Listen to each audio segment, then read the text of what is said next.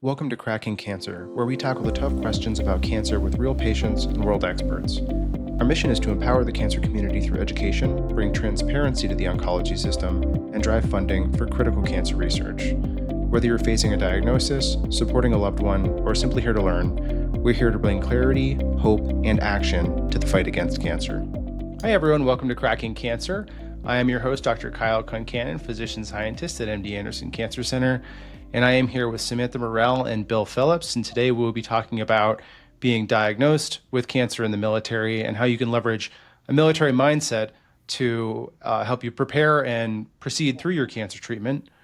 Starting today, we're with Samantha and Bill. And Samantha, go ahead. Hey everyone, as Kyle said, my name is Samantha and I'm a patient advocate and one of the co-hosts here with Dr. Kyle. Hey, I'm Bill Phillips. I'm fortunate enough to be a guest here with these amazing people. I was a stage 3 colorectal cancer patient up till about a year ago and recently retired from the U.S. Navy from a career flying EA-18G Growler airborne and electronic attack aircraft, and then sitting at the Pentagon buying stuff for our war fighters. Well, thanks for joining us here, Bill, and Samantha. Thanks again for your common co-hosting. Always great insights to add. I think this will be an interesting one because Samantha, you are, in the context that we've had before, you're a co-host. You have stage 4 lung cancer, but you're also connected with the military. Yep, that's correct. My husband is active duty Army and he's been in for just over 20 years now. Yeah, so I think it's great to have you both on because you both have this tie to military. Bill, you're very much had a military career, and Samantha, your spouse of military is still pretty much very much a military career. My in-laws are also veterans, so I understand that. And the first question I want to kick off here, and this is starting with Bill. How is being diagnosed with cancer different for those in the military compared to civilians? Yeah, I think, and I'll just kind of speak to my experience. So I was diagnosed and treated at Walter Reed Military Medical Center in Bethesda, Maryland. And, a lot of the patients there aren't from the area. You can have patients that are, and I have some close friends that were, one in particular was deployed in Iraq, had what ended up being a bowel obstruction, and he found himself on an operating table in Germany and then was flown to Walter Reed for treatment. And, so they don't live there, and I know that's the case, right, for some patients, but for us, you have a uniform, you're part of an organization, you could be deployed, you're somewhere with this group, and then you're yanked out of it. And now you become a patient full time. And you might be living, on base near, like Walter Reed has Fisher House. They have other accommodations for patients that are going through treatment. So you're kind of stripped of your identity. You're stripped of that kind of purpose that you had being a part of this unit or squadron or whatever it may be. And now you're a full-time patient that's living on base, away from your family, away from your support structure. So, that might be an extreme case, but I see it happening often. And most of them are in that adolescent and young adult category, young adults. So they're under 40 years old. And, you think you're like, why am I getting diagnosed at this young age? I have all this, life ahead of me and I'm part of this unit and I'm stripped of it. So I think a lot of that is just that extra, I'm not wearing the uniform, I'm wearing a gown, and I'm a full-time patient and almost immediately. So it's a lot to process for someone in the military. Yeah, that is really different because, in the U.S. for civilians, most people's insurance is tied to their employment. So most people don't leave employment to undergo cancer care unless they're able to do that in some way. So this idea where you toggle off your employment to get treatment is, a bit foreign, I think, to a lot of people here. And that sense of identity and that sense of purpose doesn't usually have such a screeching halt for people who are newly diagnosed. Although, the flip side of that is they've got to navigate having to, keeping their job while being a full-time patient too. One question I have, you initially had symptoms and then you got evaluated. There's the evaluation process, the diagnosis. How is that process like in the military? The perception is that there's a lot of delays. Did you experience a lot of delays in the military that might be more or less than civilians might? Yes. So there's two issues that I'll speak to for aviators. We don't like to seek medical care because that could turn into where you're down from flying, you're medically, disqualified from flying for whatever period of time. And if that ends up being over a year, then you lose your flight incentive pay. And that for some people could be up to $850 up to $1,000 a month. And, for me with a wife and 3 kids, that's a significant expense. So I timed reporting my symptoms to when I had less than 1 year left to serve, less than 1 year until retirement. So I had observed, I didn't have most of the symptoms that my body seemed to mask a lot of the symptoms that most of the fellow patients or people I've talked to had, but I still waited. And then when I finally spoke up, I was like, okay, I got a year, went and talked to my doctor, and I had to wait 5 months to get a colonoscopy. I was diagnosed through a phone consult with hemorrhoids, and so I had never had before. So I really didn't think much of it. It didn't run in my family. I was otherwise healthy. And so I just was like, okay, I'll wait, just get me on the list. And that's what happened. And then so I was shocked, to be in those first few weeks when you don't know the staging, you don't really know, I don't have the pathology or the imaging. I just know that they saw this giant tumor on camera, and it could be anywhere in my body. So yeah, there was a lot of frustration and a lot of, just kind of anxiety in those, especially in those first few weeks. Well, in those few weeks, that's often a vulnerable time where people are really upset by how long things take, and particularly the pathology. I think in the civilian sector, that is probably the biggest time delay that people feel is they have a biopsy and they don't know if it's cancer or not. What was that time frame for you? Oh, it was pretty bad. So I have one of my best friends in the world is a Navy doctor. He's a radiologist, and I was calling him like, hey man, I can't get imaging. I can't get the scan, all the stuff that my GI doc said I needed. I can't do because Walter Reed, and pretty much at least there was a phase change to this new reporting system, or just where they store all the documents, called Genesis. So Genesis was this transition was happening, and I would walk up to a desk. I went straight from GI to radiology. It was like, all right, I got to book a CT scan and an MRI. I walked up and they're staring at their computers. They didn't know how to book an appointment. They didn't have enough training. And this was day one of rolling out this new software. So it was pretty bad. And I was getting bounced around to different hospitals trying to get in the first walk-in appointment that I could get because no one could book anything. So I was dealing with, military medicine at its worst. And it was just bad timing. It was just bad luck to have that all happen at the same time. Even with close friends that were helping me navigate it and talking to providers, couldn't get past that front lines, which is the desk of the person that books the appointment. And so those first 2 weeks they were pretty bad. I also had a close friend, unrelated, who passed away. And it was just real heavy, the thoughts that go through your head when you're like, am I going to die? Well, where is this tumor? Where is how much is it in my body? And then you're dealing with death, and you're dealing with people that just can't help you. They want to, but they can't.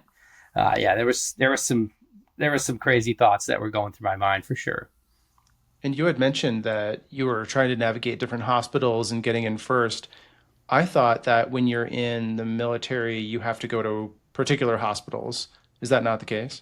No, so you have a PCM, your primary care blanket, but that's who your, main, more really just for your record of the doctor that you're attached to, usually attached to your particular unit. I'm at the Pentagon. It's massive, and we have a few doctors that are for all the aviators that are in the building. But you have Walter Reed The hospital in Bethesda, Maryland. You have Fort Belvoir is an Army hospital. There's Joint Base Andrews has a hospital. So there were multiple medical centers in the area. DC is so concentrated, and there's every branch is represented there. So there's bases and there's clinics to go to, but they were all dealing with the same crisis, and not all of them had the imaging. So I could only go to Walter Reed or Belvoir for my imaging, and it was. So you don't have to now for treatment you do, but for the scans or certain specialty care, you can try to go to next available, and then our TRICARE will, if you can't get in and see a military provider, you can usually get a referral out in town and go to a civilian provider. So I did get a second opinion out in town, and so I was seeking, but I had to get the scans at Walter Reed. I see. And this TRICARE, does that also work if there's a delay? So then you have to go back and get a referral, and it takes about 72 hours for the referral to process. And then you have to, once it processed, you have to call and listen to the same hold music for sometimes hours on end to get somebody to be able to book that appointment for you or give you the information you need to book the appointment out in town. So if you're jumping the gun, you're risking paying for that out of pocket. Yeah, it's funny. I've trained all over. I started my initial training in Vermont, where people are really interested in pushing a nationalized healthcare system, like a socialized medicine here. And the issues with socialized medicine, I mean, what you're describing right now is like exactly what we deal with in, in our traditional civilian care. Is you're getting a delay here, you need to get insurance approval, that's going to take forever. They lose the referral. It's like, it sounds like no matter what system you're in, those delays are pretty challenging. Yes, absolutely. It's like the least worst available system. It's I can't complain, right? Because I've met people in other support groups that are, it's not, their care's not covered, Mm-hmm. and they have to go back to work after major surgery or during chemo. Like I had the option to become a full-time patient, and so there are now, you get past the headaches, the heartaches, and all of the stress. There is good there, and I definitely feel that my mentality, and I benefited from being able to step back. It took me a while. I didn't do it initially. I was like, I can work and do this, but it took me a while to step back. And once I did, it was I definitely felt mentally more resilient to deal with whatever came after that. Sure. And Samantha, your husband, active duty, was your healthcare tied to his insurance, or did you have your own private insurance? No, I was at the mercy of TRICARE as well.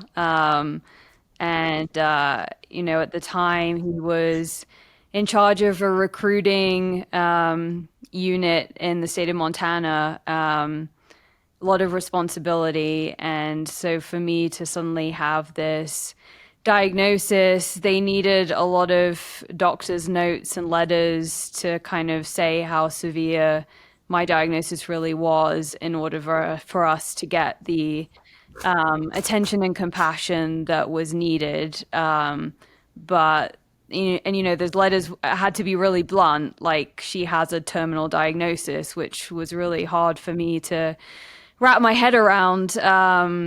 But those kind of letters were needed in order for us to kind of get things in motion and be able to move and get it's called a compassionate reassignment, so that we could be closer to family.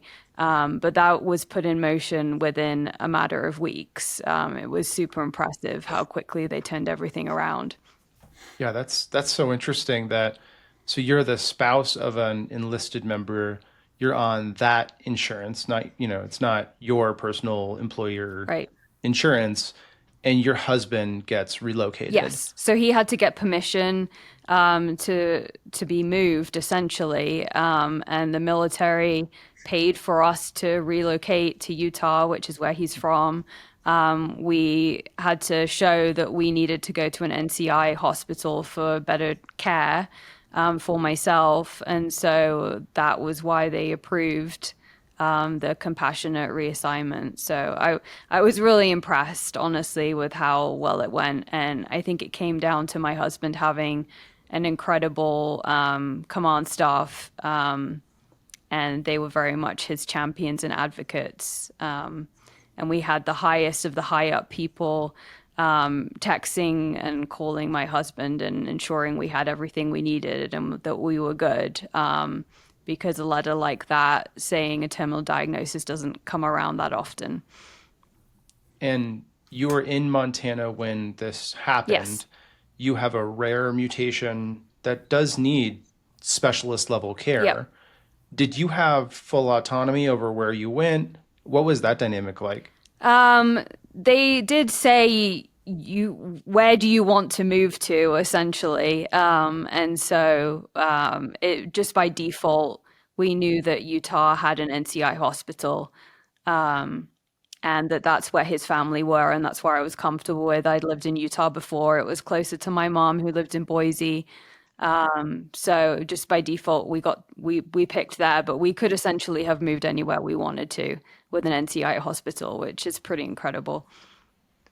Yeah, I mean that's pretty amazing, and that balance of patient or family support and the specialist level care you need, that's a balance that only you can really determine. So the fact that you had the freedom to choose where you wanted to go, they're going to help pay for your relocation, and then the medical bills go to them. Do they pay 100% or is there a copay? How does I that work? have not paid a single dollar for my entire treatment, which, as Bill mentioned, being in other groups where you learn about horror stories around insurance and everything, very, very, very fortunate. Yes, it's a pain to have to get a referral and all of that. And, sometimes you have to get referrals through your primary care manager every single time. And my primary care manager has no idea of half of the stuff that's going on with my cancer, but I just randomly ask for all these different referrals and he's like, okay. But yeah, I haven't paid a dime. Wow. Yeah, I think if there's a advertisement for the military, this is a pretty good one. For anyone who has family members with health conditions and you've run into the barriers of health insurance, of trying to see specialists, of flying all over for, to know that you have the support system here.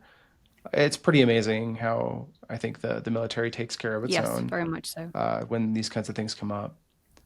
And Bill, you had mentioned that once you were diagnosed, you were essentially full-time patient. Is that like mandatory? How does that work? No, they give you the option. So I had really great leadership that said, just when you want to step away, go ahead. Like, we're here to support you. So I just felt like, because, I had a little bit of blood, right? I didn't have the fatigue. I didn't have all these other symptoms. And I felt fine. So I'm like, no, I should be able to work, no problem. I had a therapist at Walter Reed. That as part of your care team, your oncology team, they have LCSWs there. And she's like, you should think about stepping away from work, because Pentagon gets a little stressful. There's a lot going on. Call it the 5-sided wind tunnel. There's a lot of hot air in there. And my job was no exception. It was a pretty high stress job. So it took a couple weeks, and then I started to feel a little bit of the fatigue from radiation, and it was a chemo radiation. So then I was like, okay, I'm going to step aside. But there are people, now it depends, right? If you're going into aggressive treatment right away, or you're stationed somewhere else and they send you to a military treatment facility, then you're not working, and that's just becomes an afterthought. And I saw that for a lot. So they're just, it's like, nope. It's just like, okay, they got to leave. Everybody else is going to step up and take over the workload, and then they don't even want you to worry about it. And then when you're ready to come back, after treatment, you can come back. But that was phenomenal, right? Not having the stress of worrying about a job. Am I going to get a paycheck? What do I need? Like what are the benefits or family medical leave? What do I need? Like, you don't have to worry about any of that. So that was a major stressor that was not, present in that time where you're processing all this, the mental side of it is still very heavy. So for that, yeah, I'm extremely grateful. Was it hard to remove yourself from the work that you were doing and have your colleagues pitch in and take over? Yeah, there's a certain pride, right? I had been building up and running a major program a certain way, but I had great people that I reported to, and then people that supported me. So when I stepped away, they jumped in, but I always kept, I'm like, hey, you guys call me anytime. Like I'm laying on the couch or whatever. I'm not busy.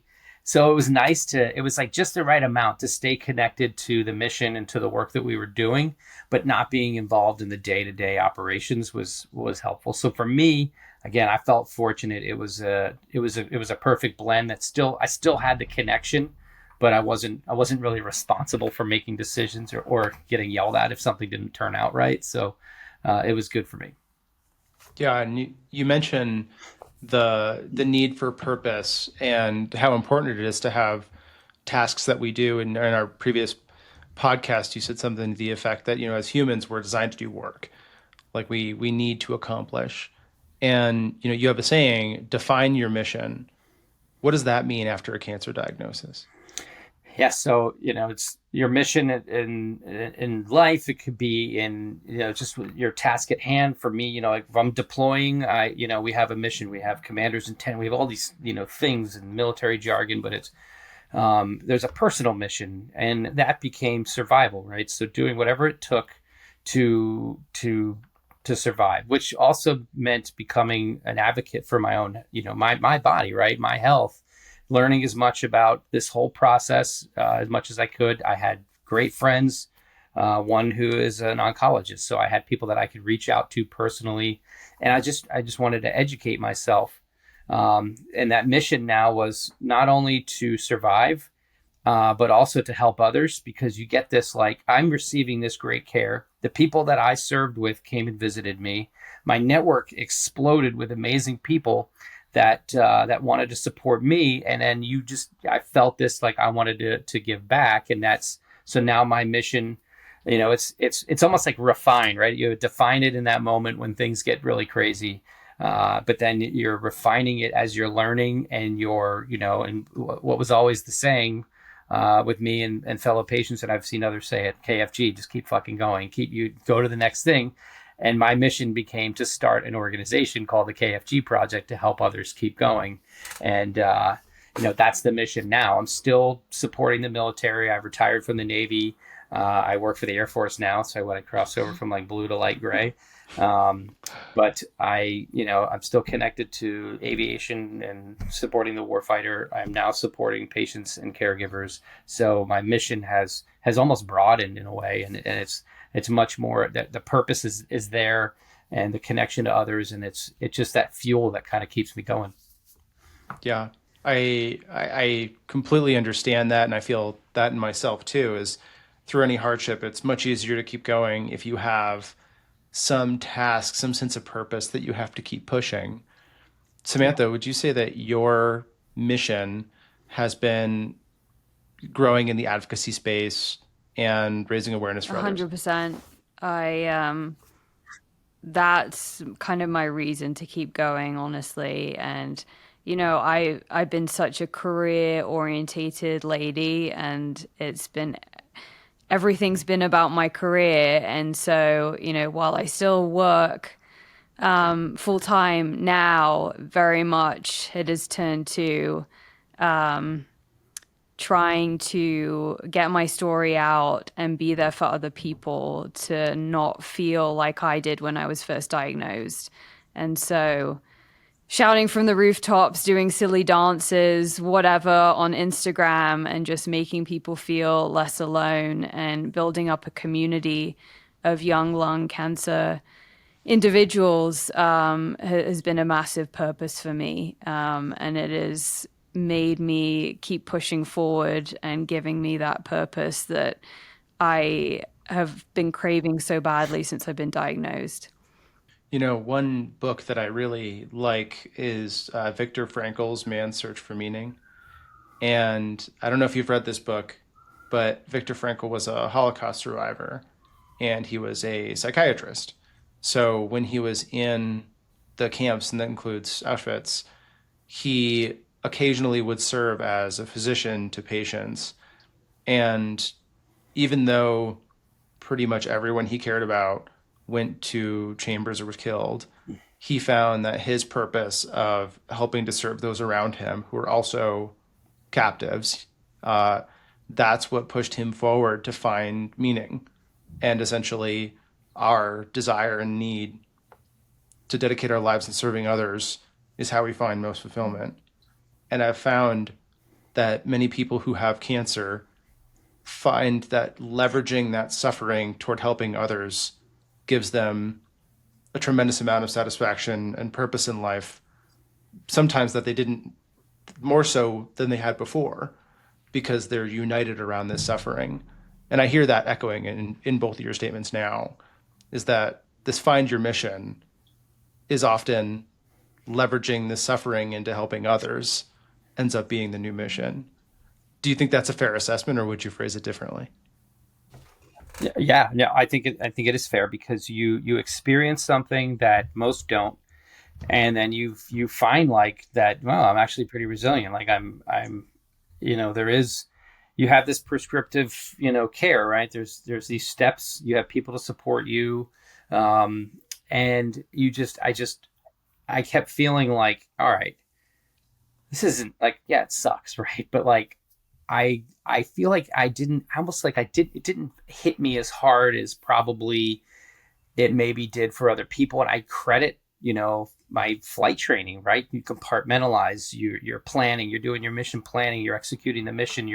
It's flying 8-hour missions with 50 pounds of gear on and an ejection seat with very little cushioning.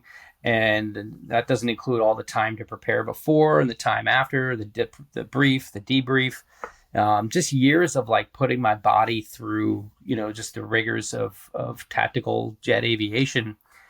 There's just some things that like I felt like I was already prepared for something like this, and then I found that as I was, when you start talking about it, I'm kind of like, there's a certain level of energy, like, no, I want to help you, I want to like share the story, and people like latch onto it, and then it's like an energy exchange where they're like interested in the story, and then come to find out they're telling me later, or even right there, like, oh, it's really helpful, this is amazing. So that's where that mission is just like, you just feel like, okay, all right, I'm gonna use some dark humor here and say this is, it's like I went to like God, was like, God, I want to help people, I want to do more than what I'm doing in life. And he's like, okay, Bill, I'm going to put a tumor in your butt, and that's how we're going to bring people together so that you can help them. And it's like, I joke, but in a way it kind of woke up something that was already there. It was just suppressed by just life and all the stuff that you have going on, where it tends to drown out maybe some of those that drive,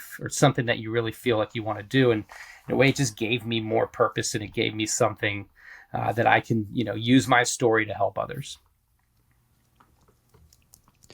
Samantha, what about you? I would echo a lot of what Bill said, apart from obviously flying planes, because that that part I haven't done. But yeah, I don't know. I feel like with this whole diagnosis of mine, I'm still a very fortunate individual in terms of I have a lot of things going through this journey that other people don't have, whether that be very good insurance, a very supportive work life, family, very supportive husband, very supportive family. We're financially secure. And a lot of people don't necessarily have those things. And so because I have so much security, I feel like it's almost my mission to provide that level of comfort and support to other people that don't necessarily have those things and need a place to vent, cry, and just be there for individuals, because I can be, and I do have that space for them, because I don't have all these other things going on that many people have when they're going through cancer. Yeah, you raise a good point that having the social groups around you, your family, your loved ones, and you're involved with a lot of patient advocacy, which also brings people together that have a shared experience. I'm curious, Bill, is there a military equivalent to that? Do people in the military automatically have camaraderie and people around them that help them rally through emotional challenges? So there's a lot of resources that we get connected to, and there's a lot of veteran resources. That's always first, like Wounded Warrior Project, all these big organizations that exist to support veterans.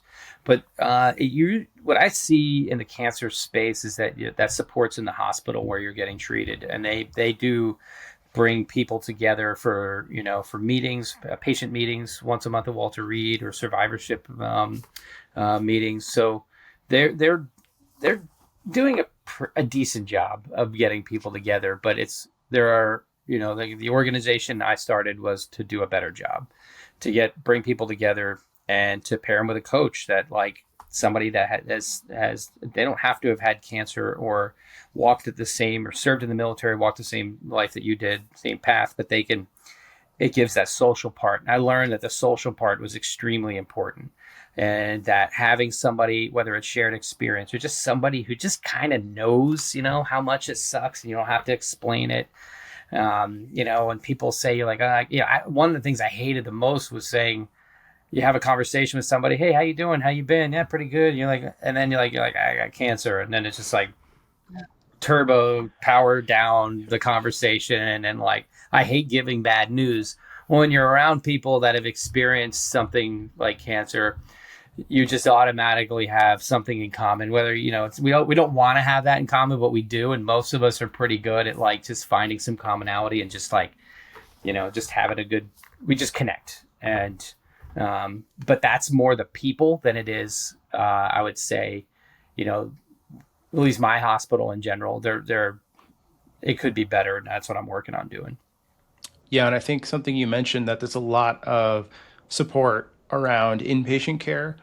And a lot of people don't necessarily realize that the vast majority of cancer care is not in the hospital. 90+% is not in the hospital. And many patients are really never hospitalized until something bad happens, and then it's usually just for a little bit. And even, around the surgery, that's a small fraction of your total cancer time. So while it's nice because those are vulnerable times and those are sometimes the hardest times, the mundane daily challenges that are not as exciting to talk about, it's not that easy to rally around, but that's when, we need someone walking with us. So it's nice that you're working on this support group, this network, KFG project, that can help, during the off season, I guess, the time when you're not in the hospital.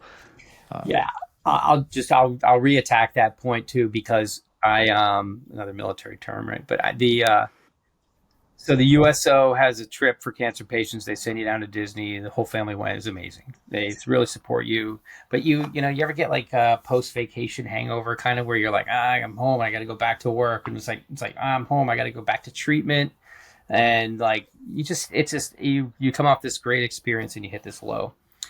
And like not too long before that, I met a coach. I met through a mutual friend who was like, hey, this guy's a breathwork facilitator, and I'd heard a little bit about it, like breathing, like to activate the parasympathetic nervous system and the health benefits of it. So I go to meet him and then find out he's a life coach, and he started talking about it, and I was like, yeah, I'll try it out, man. Sure. I never really heard of it, and it's just like something clicked, and something about that connection, and like just, almost anything is a coachable topic. And all these, executives and, people that, more wealthy, the affluent types can get these coaches that will help them through any kind of issue. It could be exercise or diet related. It could be health. It could be personal goals, changing a job, divorce, whatever it may be, relationship issues.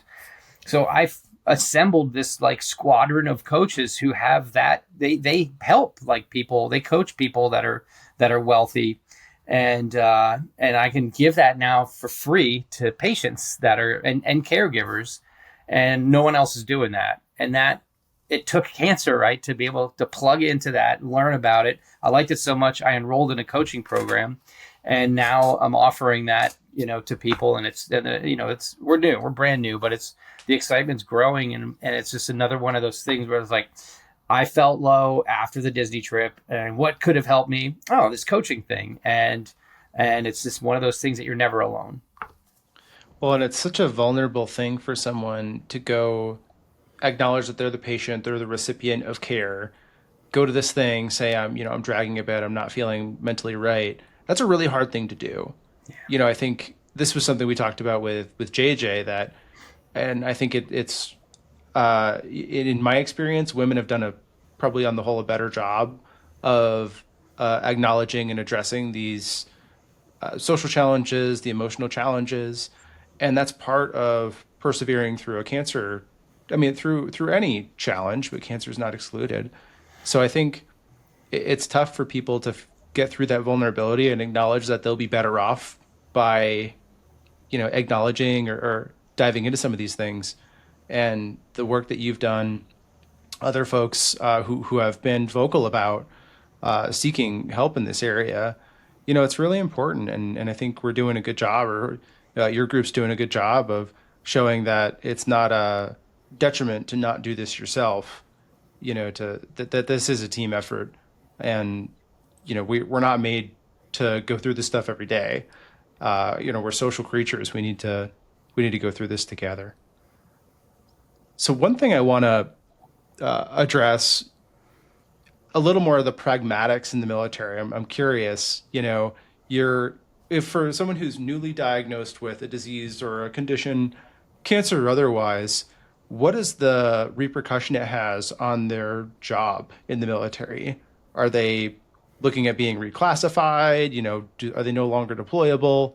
What are the implications? Yeah, so you're not deployable while you're a patient. It depends, right? It always depends. If you're a storekeeper who stocks shelves, no, a little bit different skill set required, you can most likely go back to doing that job. If you fly, jets, and you require an aviation, flight clearance to be able to, to do this dynamic, difficult type job, then it's very low likely that you're gonna go back to flying. Now, I do know somebody who had colon cancer, and had all three radiation, chemo, and surgery, and returned to flying F-18s. So it's possible. And I think had I been younger and I wasn't already preparing to retire, I probably could have made a very compelling case to go back to flying. And but it wasn't. It's just not. The new generation of pilots are in there, and then they're doing their thing. And I purposely went to the Pentagon and got into acquisitions. I wanted to step in and just have a more stable schedule and be home for the family. So it really depends on what your job is. Special warfare type, very high demanding physical jobs. Depending on the cancer, you might not go back to doing that. But there are, we call them designator, your whatever your MOS, whatever your job is. You could transition to something else, or you could follow the disability. There's an integrated disability evaluation system. So that is a process that you could retire, get medically retired, retain some benefits. You switch over to VA care, and that cancer is on your medical record, and anything related to that, you're covered for the rest of your life. So it's a service connected, disease. So you're covered for care. But yeah, it depends. You might not be going back to doing what you did before. And if you don't go back to your exact position, like if you weren't able to be a pilot anymore, but as you mentioned, still very much in that age window, not ready for Pentagon level work, what else do you do if you're not medically retiring? Like, what do they have you do? So you got to go back to work. If you can't serve, and in most cases, if you're not deployable, then that's a case right there for a medical retirement. Mm-hmm. So, okay, you then celebrate that I survived. I have good medical care.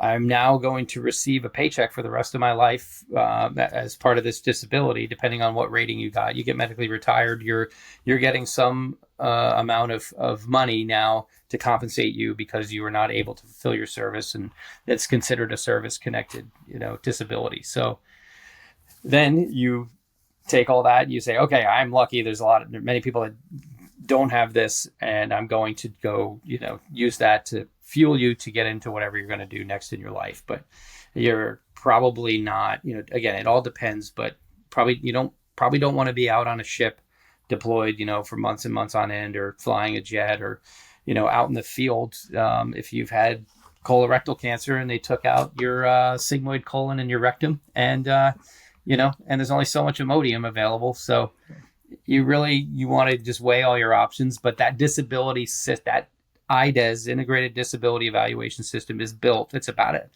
8-month or so process when it's a full medical evaluation and recommendations from 2 different boards. And then that you're immediately connected to the VA for compensation when you're retired. Okay. Yeah. In my mind, I had this perception that it was like, you can't do your thing. Now you're doing administrative work, or you're out of here. But it sounds like there's a pretty extensive process to figure out what you're able to do, what the recovery is going to look like, and options. Yeah. Is that right? I know people that went to flight school and they were too tall to fit in a cockpit. And for whatever reason, it was determined after they started training, and like, you can't fly anymore. What do you want to do? Go be field artillery, or go be a lawyer, or what, it depends. So it's not just cancer that causes people to change to a different job. It's not that uncommon. So in this case, it might be cancer, but there are other opportunities depending on the service, depending on what your job was or what your training was, how long you've been in. If you just finished school and you've got your whole career ahead of you and you want to stay in, then there is an opportunity where they'll work with you in most cases to get you into some other job where you can still serve and be deployable. Okay. Yeah, that makes sense. And, along the lines of navigating different roles and the ambiguity that comes around with a cancer diagnosis or another critical health condition, you have this saying, adapt and overcome. What does that mean to you? Yeah, it's just like whatever's getting thrown at you, educate yourself, be resilient, just adapt to the situation, adapt to the surroundings. So I'm going to go back to flying jets, right? Our crew resource management training, when you're working with, the crew in your cockpit, whatever it may be, could be your wingman, is adaptability, flexibility. So as things are constantly changing in the environment around you, you have to adapt to it. You have to be flexible. So if information, I use that for the cancer, right? So if as information comes in, I'll just, one example, I finished radiation, I finished chemo, I had my tumor board, and everything sounded great. And it was Thanksgiving, and I'm celebrating like, hey, I might not even have to get surgery. Month later, I go meet with the surgeon, and he's like, we're taking this out. Like we're chopping out a lot. Surgeon's cut. And I was pissed. And I'm like, what the hell? Had a little bit of an argument. And then it's just like, okay, as I learn now more from his perspective, this significantly reduces the chance of recurrence. And you're looking at statistics and stuff. So I'm a numbers guy too. So I appreciated that, had that discussion. And now it's like, okay, you're just adapting to what's this next outcome? What's the next step? Do I want to say no surgery and then have this increased chance of recurrence? So you just have to be willing to adapt to the changing environment, the changing information. Everything is information. So as all of this information comes in, you process what you can. If it's too much, it's overwhelming. It's still there. Just wait till you're ready. But don't feel like you have to answer everything right away or always have a solution. Like, gather the facts, gather the info, reach out to your network, and just be willing to adapt to whatever that information is that's coming in. Samantha, you're someone who's gone through a lot of ups and downs of cancer treatment. You've had chemotherapy, you've had side effects, you've great responses, you've had times of progression. What does adapt and overcome mean to you? I will say, first of all, that I need to take Bill's advice because, as you know, Kyle, I spiral a lot. And like you, Bill, I like to get into the weeds. I like to look at the data, really understand, become an oncologist without training, essentially, to really understand what's going on.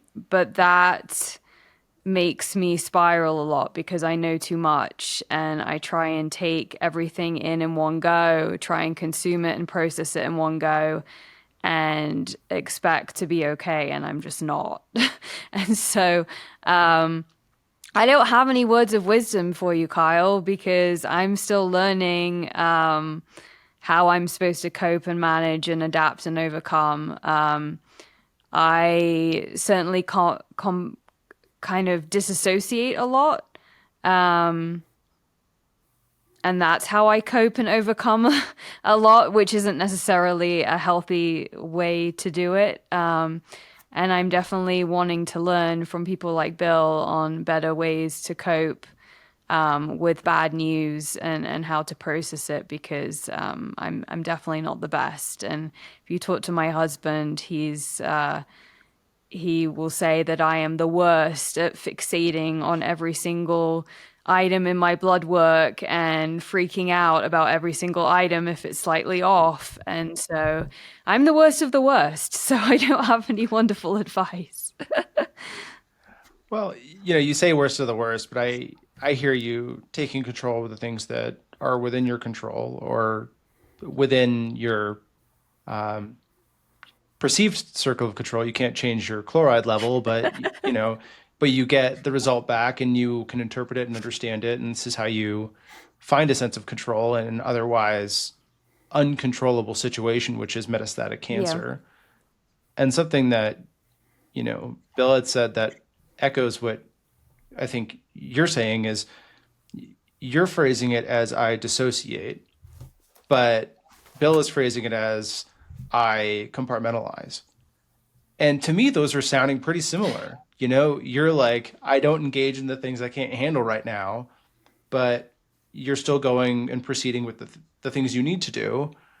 So I'm hearing I triage or I compartmentalize and I get done what I need to get done. And I dissociate away from the things that I don't need to handle right this second. And to me, that sounds maybe a little more productive than it might feel for you, is kind of what I'm gathering based on, what you're telling me. So I don't know. It sounds like you need to cut yourself a little bit of slack. Well, thanks, Kyle. Appreciate that. I think you're doing great. And I can attest because you and I have had many phone calls. Many.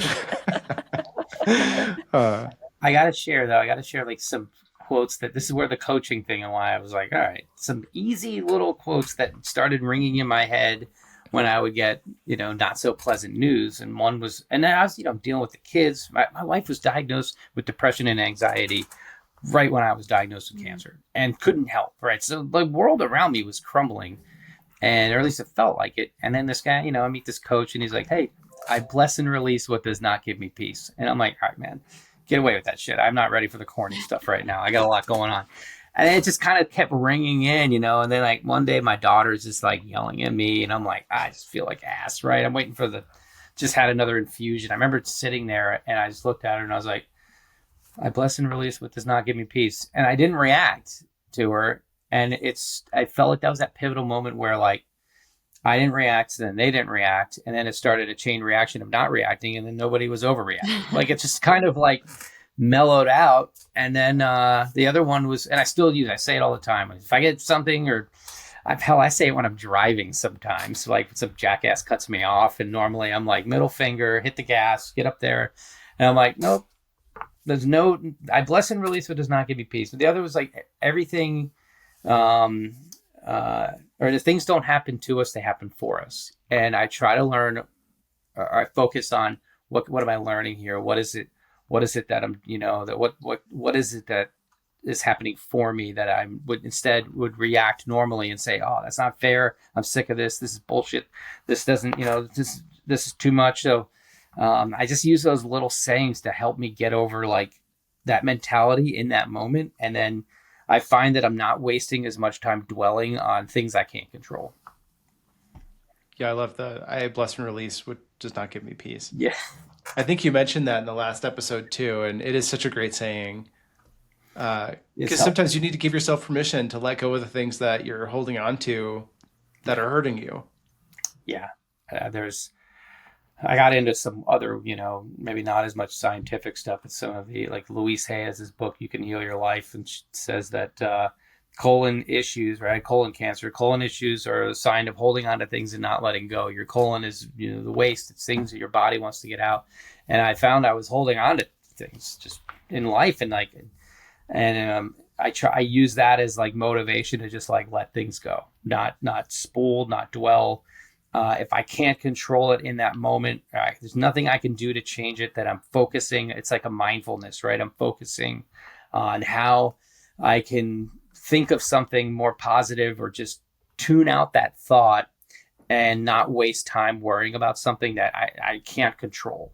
And it's helping me a lot in those moments where normally I would just dwell and get pissed off. Samantha, do you have any emotional tools that you use to let go of the anxiety? My husband sends me stoic quotes every day. For Marcus Aurelius? Yes. I read him every day too. He's a massive stoic, sorry, and into stoicism. And so a lot of Marcus Aurelius quotes actually do help me in the moment. They really do. And then I forget about my issue, and then I'll think about it in like 3 hours and then have to reread that quote again. But stoic quotes have helped me greatly because I am a control freak. I do overthink and I do fester. And I've learned more and more to live in the moment, to live in the day, to enjoy each day. I was very much a planner. What are we doing in the next 6 months to a year? What are we doing next week? And not really living in the day. So now I'm very much like, just take day by day, enjoy each day. You are good. You are doing really good right now. So enjoy the day as it is. It's been really hard for me, but it's been a wonderful change in my mindset. Yeah, something that comes to mind as you say that, in reflecting back on the patients that I've treated, and the emotional compensation, I'll say, in how they deal with their cancers and how they can navigate it and feel about it. I've noticed that the people who are the planners, who are the people in control, who are used to navigating responsibility, a lot of people with more demanding, jobs that are intellectually demanding, those tend to be the people that struggle the most with the cancer diagnosis. The people who are used to being in control, who are used to driving the ship, steering the plane, one might say, they're the ones that come in with the big packets of stuff, and they're going through and they're circling and everything. And it's so unsatisfying when a lot of that doesn't materialize into something productive in the cancer sphere, because so much of cancer is its evolution at work. It's inherently unpredictable. So a lot of that feels like, I wouldn't say wasted effort, but there's probably a lot of anxiety in there that isn't being leveraged toward peace, toward a feeling of wholeness and comfort in that time. How you use that time to feel better, to heal emotionally, is something that we in the medical sphere don't do a good job of. We don't get a lot of training in how you help someone cope with the anxiety around the really inability to control things with cancer. So it's interesting hearing both of your perspectives on the things you do, the coping mechanisms, and the pillars that you've mentioned, Bill, that I think giving purpose, those things really are things we should probably integrate more. One of the things you also say that we haven't discussed yet is debrief and reflect. Can you speak to that a little more? Yeah, I mean, one of the most important, there we go with the aviation stuff again, but it's obviously very important to fly the mission, execute it, whatever, come home safe. But Where we pull out all the learning points is in the debrief. So the aviation community, we have, everybody's heard of Top Gun. Well, the Top Gun's the Navy fighter weapons school, and they have a script for how you debrief every mission, every training event, from the pre-brief all the way to that time where you're sitting in the debrief. So you want to look, it's not looking back and it's more like, what could I have done here? What are the learning points? Really, it's always trying to pull out, what were my objectives going into the mission?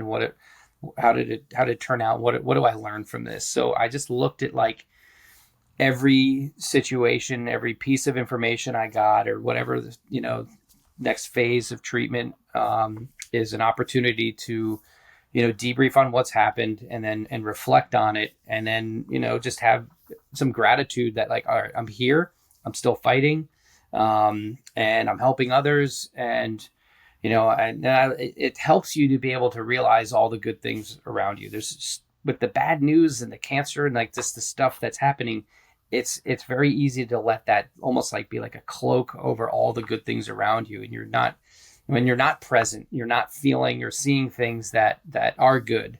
So in that, reflecting is I'm reflecting on the good things that are around me. I have healthy kids. I have an amazing support network, and have this growing organization of people that are so energized to help others. And it's easier, when you sit and just, how did I get here? And where am I going? It's easier to really appreciate all the good things. And then when I do get something, maybe not so good news or going through a difficult time, I can leverage that. All right, I've been through some bullshit before. Let's get through this and KFG, right, and keep fucking going. So it's very important. The debrief, just to go back in the aviation, is one of the most critical things. That's where you're pulling out your learning points and you're reflecting, and how can I improve the situation? Are there certain elements of someone's care that you think that's particularly relevant to? Is it relevant to receiving bad news, the interactions with the care team? What elements? I think it just goes to your mentality, right? So yes, right. How you handle bad news is definitely, in this cancer world, there's a lot of it, and it might not even be you. It could be somebody that you were a patient with who passed away, or someone who or maybe you saw on social media who has passed away from the same cancer that you're fighting. It's important to not get bogged down into what you can't control. What you can control are your thoughts, and if you work hard at it, you're not spending as much time dwelling on those. It's instead, it's an opportunity to be present and get out of that sinking kind of feeling, and use that to say, all right, I'm not going to spend all this time, dwelling on something I can't control. But at the same time, it is important to process it. So that's where your network comes in, and you want to talk about it and not hold on to it and not bottle it up. And again, that's where the coaching, I encourage people, you have a therapist in your hospital or wherever you're getting treated, talk to your therapist, talk to your doctors, talk to everybody. This coaching is a companion.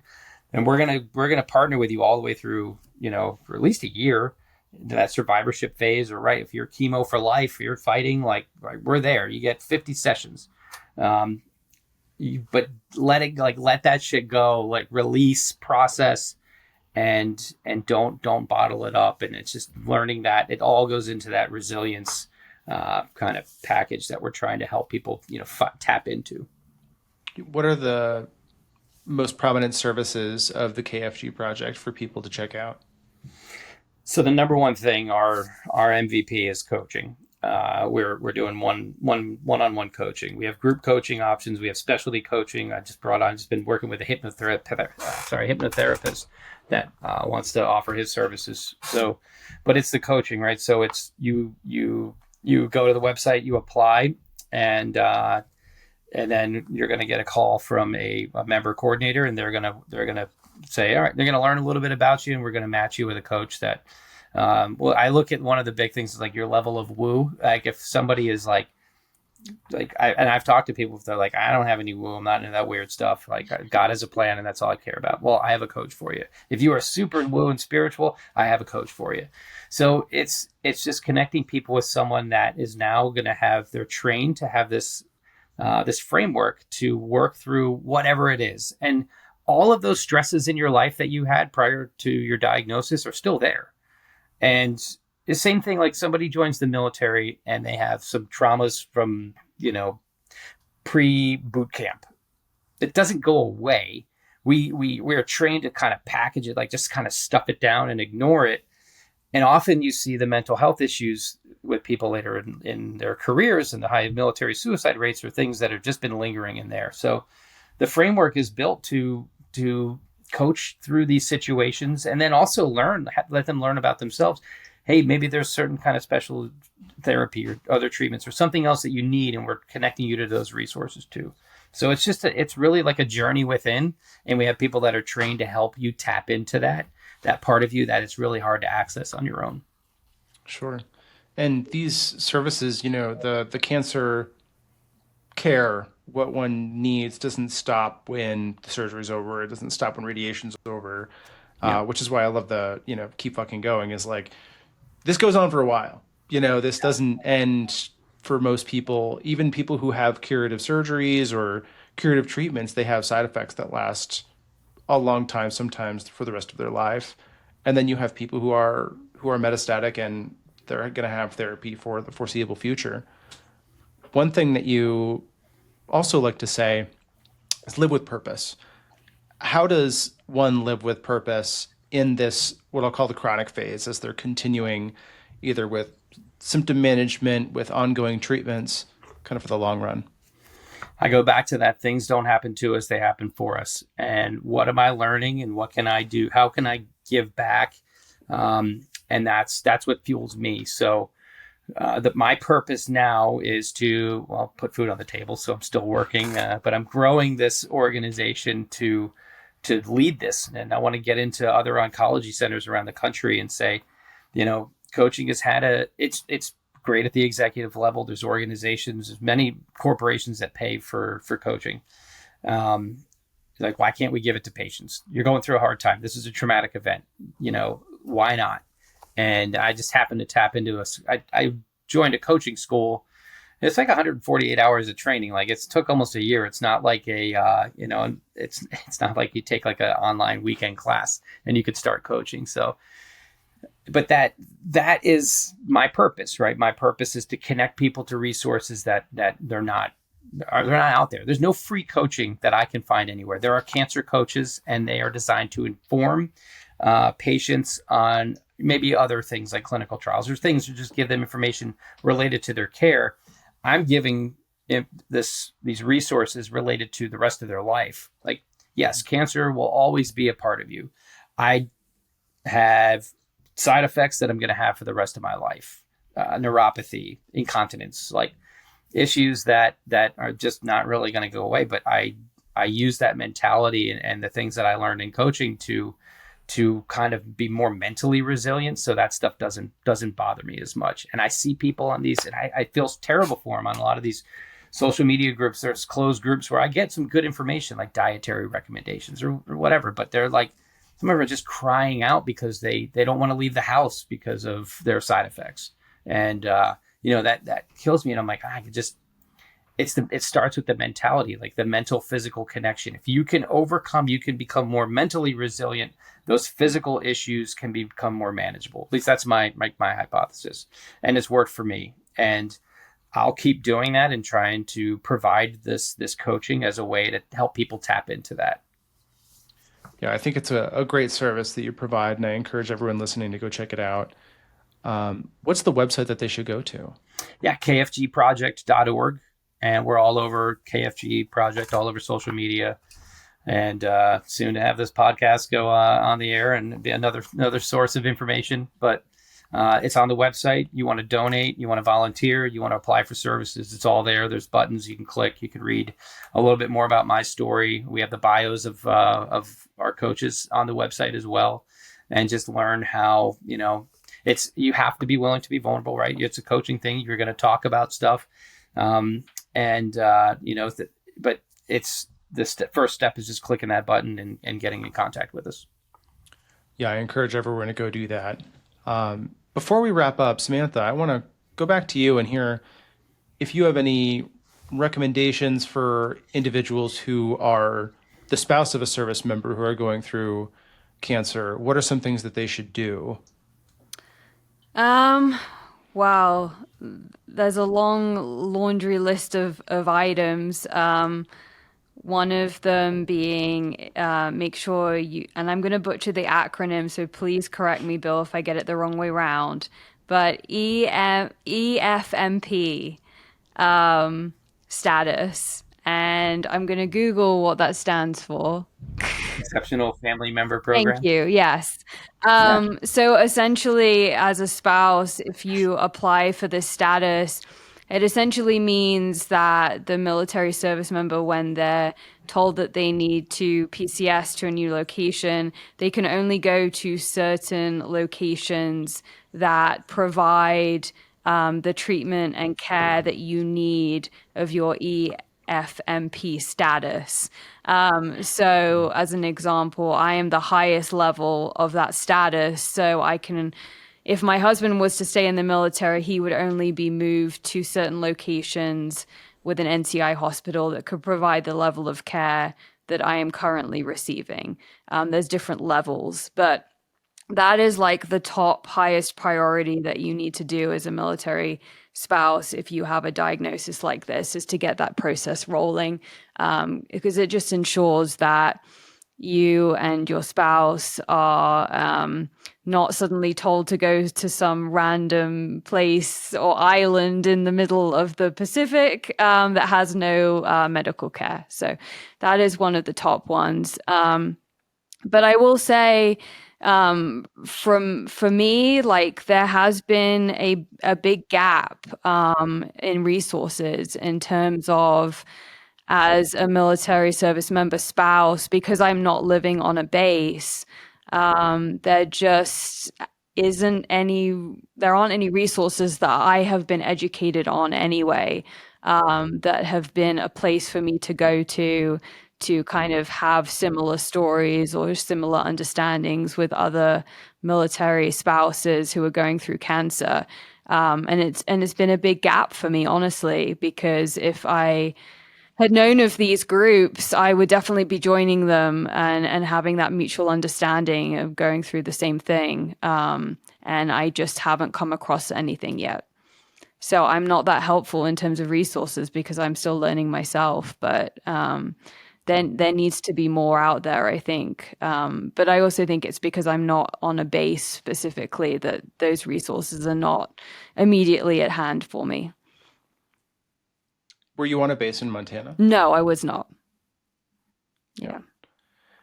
No, it's tough. I've heard from so many people how isolating the cancer diagnosis is, and in an area with military personnel where there's camaraderie built in, it's hard to be kind of one step removed from Yep. that. Bill, does the who's the clientele for the KFD project? Yeah, it's like you read my mind. It's not just the patients, it's the caregivers. My experience sitting in the waiting room, oftentimes the most vocal person speaking up was not the patient. It was whoever was there to support them. And that right there was like, I can't just give this to a patient. It has to be whoever's there in that battle, in the foxhole with them, or their wingman, or whatever you want to call it. And I've talked to some groups at Walter Reed where they're like, it's a parent, because a lot of them are younger kids, right? They 20s, 30s, and it might be a parent, might be a spouse, whoever. And I had somebody's mom was like, I get this too. Like, I'm not too old. I'm like, you're here. You're living in the barracks, like on base with, her son who is battling lymphoma. And I'm like, yeah, of course, your experience, you're walking the walks, because if they're more resilient and they're not freaking out, right, that's contagious, right? So if they're, benefiting from talking to somebody and being able to leverage that to be a more supportive spouse in this, or whatever, caregiver, to the patient, then everybody wins. So it's like a team effort. So yes, Samantha, there's, whether you're a patient or a caregiver, like there's a coach there to talk to. And if it sounds like you're in a station somewhere where you don't have this larger support structure, mm-hmm. You think like, I was spent most of my career in a squadron with about 200-ish people. If the Pentagon's different, but if I was in a squadron and I got plucked out, and I've seen this with other service members, like their unit, whatever, they're visiting, they're sending cards, they're talking to them, they're maintaining that connection. I can see how it could be very isolated if you're not at, you're whatever the circumstances are where you're fighting this alone, and then feeling alone, like that's awful. Mm-hmm. So that's where the coach is like, you could talk to someone virtually, get to know them, and they're gonna pull out that resilience and that purpose and the stuff that's out of you that's there. It's just suppressed.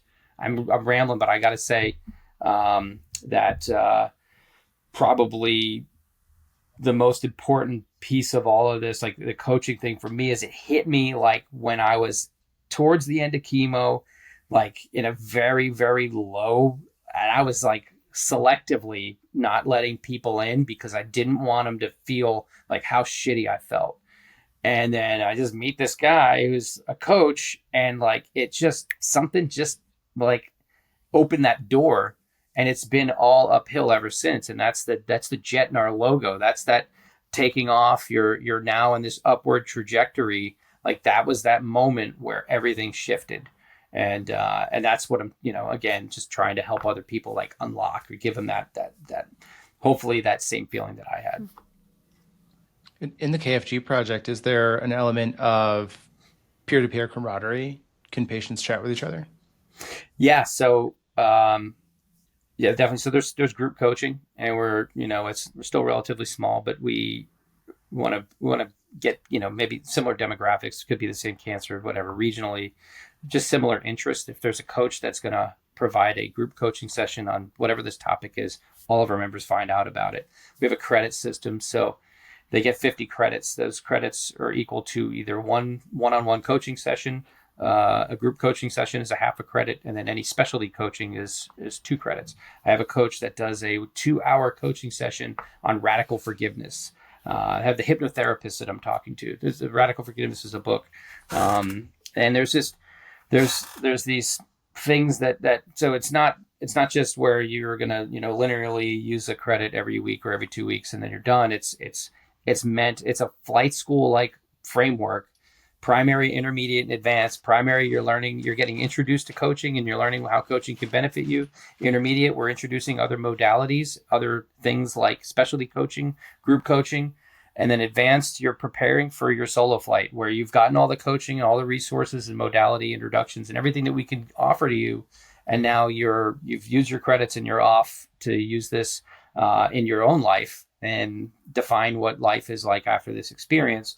And even better, if you're like me and you're like, oh, this coaching was so powerful, I want to come back and do it. Well, we're raising money to offer scholarships for anybody that's been coached for our program. They can apply to come back, go through the coach training, and become a KFG coach. Geez, that sounds great. I'm excited to help you champion it. I think it's an awesome mission. Before we cut loose here, any last words of wisdom for those in the military going through this kind of stuff? Bill, we'll start with you. Yeah, just don't fight it alone. Don't feel like you have to walk this journey by yourself. Like there are a ton of resources. It's just like if you are closing off the world and you're putting your blinders up because you feel, why me? You're gonna miss opportunities to connect, to just build relationships with others and learn more about how much of a kick-ass resilient person you really are. So just try not to shut down and do your best to just, accept, all right, this is, what can I learn from this, right? This isn't happening to me. This is happening for me. And this is now my path that I'm on, and I'm going to make the most out of this, unfortunate, I got to say it, shit sandwich, right? It's an awful thing. But you can turn this into something that, like me, I'm building a nonprofit to help others, like don't limit yourself to what you can learn from this and what you can become. Samantha, any last words for military spouses? I mean, a lot applies to what Bill said, but I would say just know that you're not alone and that there are many resources out there, many groups, many organizations out there to be there for you, and no one should be walking this alone. What groups would you recommend for folks? I mean, let's fucking go as the first port of call. Close. But, it totally depends what type of cancer you have, what demographic you are, in terms of other organizations out there. I think the key is doing your research, finding what category you kind of fall under, what's of interest to you, and really, I like to say, finding your tribe, because once you find that group of individuals that can kind of be there with you and through your journey, it makes a dramatic difference to your experience. Yeah, that couldn't have said it better. Well, thank you both for coming on here. Bill, thanks for joining us again. Keep fucking going. And they can go to keepfuckinggoingproject.org. Is that right? Yeah, kfgproject.org. Yeah. It's almost like that. You just got to add the .org after it. Yeah, you and I followed the same logo. It's crackingcancer.org, kfgproject.org. It's sign.org is the general the general paradigm. Sign.org. Well, thanks everyone for listening. As always, let us know if you have any topics that you want us to cover. But until next time, we'll see you later. Thank you for joining us on this episode of Cracking Cancer. If you found this helpful, please like, subscribe, leave us a review, and visit crackingcancer.org for more information. Every dollar we earn goes directly to furthering the podcast and supporting vital cancer research. Because together, we can crack cancer.